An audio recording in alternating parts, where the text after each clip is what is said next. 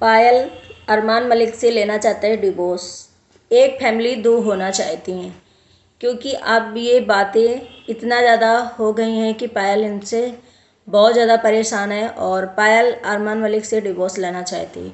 तो hello guys, welcome back to my channel. कैसे हैं आप लोग? आई होप सभी लोग अच्छे होंगे। तो आप लोगों को बता दूं कि पायल क्यों डिवोर्स लेना चाह रही है अरमान मलिक से। अब पायल और अरमान मलिक साथ में नहीं रहेंगे, कृतिका और अरमान मलिक साथ में रहेंगे। ऐसा इसलिए शायद हो रहा है क्योंकि आप लोग जान रहे हो कि ऐसा क्यों हो रहा है। चलिए मैं बता देती हूँ। ऐसा ये हो रहा है कि जब से ये लोग बिग बॉस में गए हैं, बिग बॉस में जाने के पहले भी इतने एक हफ्ते दो हफ्ते तो कुछ भी नहीं था, सब नॉर्मल हो रहा था, अच्छी थी। लेकिन जैसे ये लोग बिग बॉस में एंट्री करे थे, थोड़ा सा ट्रोलिंग हो तो रही थी। जिस तरीके से इन्होंने प्रमोट किया था कि मैं दो बीवियां लेकर के आया हूँ और मैं दोनों साथ में रहती हैं और मैं साथ में रहता हूँ, तभी लोग बहुत ज़्यादा इससे मतलब नाराज़ थे कि ये शो में लेकर के दो बीवियां आया है, जनरेशन को क्या दिखाना चाहता है इंसान और किस तरीके से जनरेशन में इसका इस इफेक्ट पड़ेगा। तभी लोग ज़्यादा करके बहुत ज़्यादा परेशान थे और लोग बहुत ज़्यादा ट्वीट कर रहे थे, कोई मैसेज ही कर रहा था, कोई मतलब हर इंसान वो हो गया था पागल सा।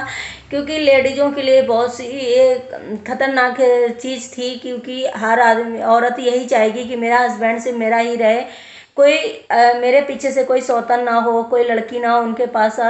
जिससे कि लड़कियों की और औरतों की तो ये मानसिकता थी क्योंकि उनकी फीलिंग कहीं ना कहीं ये सही भी है और होना भी चाहिए, क्योंकि ये समाज में ऐसा नहीं हो सकता है कि दो औरतें, एक आदमी की दो औरतें हों। लेकिन चलिए कोई बात नहीं, ये 2 हफ्ते तक थोड़ा सा नॉर्मल रहा।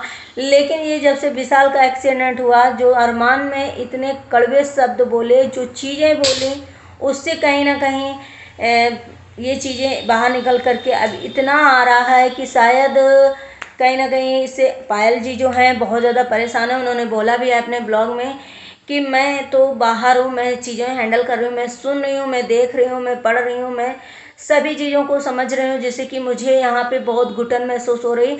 अरमान और कृतिका जो है वो बिग बॉस के घर में है, जिसे अभी उन्हें कुछ भी इस मैटर में नहीं पता है और वो किस तरीके से कर रहे हैं और वहाँ किस तरीके से रह रहे लोगों का ये भी मानना है कि तुम तो अरमान और कृतिका की नज़दीकियाँ देख करके शायद इस तरीके से कह रही हो। बहुत लोग बहुत सारी बातें कह रहे हैं। जो एक अरमान का वीडियो आया था जो इंटीमेट हो गए थे, जिसमें वो भी पायल के लिए बोला जा रहा था कि पायल देखेगी तो बहुत ज़्यादा मतलब गुस्सा करेगी, उसे कैसा लगेगा, बुरा लगेगा। तो पायल ने यही बोला कि शायद वो लोग बाहर आएंगे तो मैं डिसीजन लूँगी कि मेरे लिए अब मैं सहन नहीं कर सकती हूँ और मैं अरमान से डिवोर्स लूँगी और अलग अलग फैमिली, ये जो एक फैमिली है इसको दो फैमिली में होना ही पड़ेगा और मैं दो फैमिलियाँ होकर ही रहूँगी, क्योंकि मुझे ये चीज़ें नहीं बर्दाश्त हो रही, मैं नहीं सहन कर सकती हूँ, मुझे इससे बर्दाश्त नहीं हो रहा है। तो अब देखते ये हैं कि अरमान और कृतिका जब बिग बॉस से बाहर आते हैं उसके बाद क्या होता है क्या नहीं होता है। अब ये तो पायल की अपनी खुद की ओपिनियन है और जब अरमान मलिक आएंगे वो क्या अपना ओपिनियन देंगे, कृतिका क्या देगी, वो लोग होना चाहेंगे पायल से अलग कि नहीं होना चाहेंगे। पायल ने जो बोला कि ये मेरे बच्चों और मेरे लिए ये खराब चीज़ें हैं, लेकिन कहीं ना कहीं इन लोगों ने जो विशाल के ऊपर आरोप लगाया, किसी और के ऊपर आरोप लगाते हैं। जैसे इन्होंने शिवानी के ऊपर आरोप लगाया पायल ने कि वो गंवार है, गांव की गंवार है और उसे गाड़ी भी चलाना आता है, उसके यहाँ गाड़ियाँ भी हैं, बोलती है मैं गरीब हूँ, विक्टिम कार्ड खेलती हूँ। तो ये चीज़ें जो पायल ने की थी तब तो मैं नहीं लग रहा था ये चीज़ें। जब थोड़ा सा तो पायल के ऊपर एक तरीके से बोलिए तो थोड़ा सा दया भी आती है, लेकिन जब उनकी कोई चीज़ें देखो ना तो लगता है जब तुमने खुद दिया तो टिक फॉर टैट मिलेगा, तुम्हें बदला तो जरूर मिलेगा। जब शिवानी के पीछे पड़ी थी हाथ धो करके, तब तुम्हें नहीं लग रहा था ये चीज़ें कि शिवानी को जैसे, तो ऐसे तुम्हारे साथ भी हो रहा। तुमने लाइफ में कितने लोगों को इंसल्ट किया है, कितना तुमने इंसान को बर्बाद किया है, कितना तुमने इंसान के बारे में किया। जो तुम्हारे घर में मतलब लड़की मेड रहती थी उसको तुम लोग यही बोल रहे हैं कि इंजेक्शन दे दे के अरमान मलिक जो है रेप करते थे और उसमें पायल पूरा सहयोग करती थी। उसने केस किया, उसकी पूरी कॉपी है जो केस की, उसमें पूरा लिखा हुआ है कि उस लड़की को घर से जाने भी नहीं दे रहे थे और उसके साथ ये सालों तक किया था और उसको इंजेक्शन देते थे, उसके साथ उसके फिर उसका रेप करते थे अरमान मलिक। तो ये चीज़ें जब आपके ऊपर बीत रही है, अब आपको खोल के लोग कह रहे हैं तो आपको बुरा लग रहा है, लेकिन जब तुम किसी के साथ ये चीज़ें कर रही थी तो तुम्हें कैसा लग रहा था? तुमने किसी की ज़िंदगियां बेकार की है, तुमने किसी की लाइफ बेकार की है, तुमने किसी की पैर में पैर मारा है, तो तुम्हें भगवान ऊपर वाला भी देगा। तो इसलिए कहते हैं कभी किसी को ऐसा बुरा मत करो, क्योंकि हर किसी के घर में कांच के शीशे होते हैं। अगर आप उसमें पत्थर मारोगे तो जाहिर सी बात है आपके घर में एक दिन वो पत्थर लौट करके वापस आएगा और आपका भी कहीं ना कहीं नुकसान होगा। जिससे कि आप लोग ये समझो कि पायल मल्लिक की कितना भी परेशान है। यही चीज़ें अगर वो पहले किसी और के बारे में सोचा होता, किसी और के बारे में किया होता, यही फील किया होता, यही चीज़ें करती, तो आज उनके साथ ये चीज़ें नहीं होती। अरमान की 3 बीवियां, मतलब 3 शादी हुई हैं। पहली पत्नी के बाद जो पायल ने मतलब उनके पैर पे कुल्हाड़ी माला, उनके पैर में पैर रखा, आज कृतिका इनके पैर में पैर रख दी। तो कैसा फील हो रहा है एक लेडीज के लिए कि तुमने किसी की हाय ली, बदुआ ली, वो तुम्हें मिल रहा है।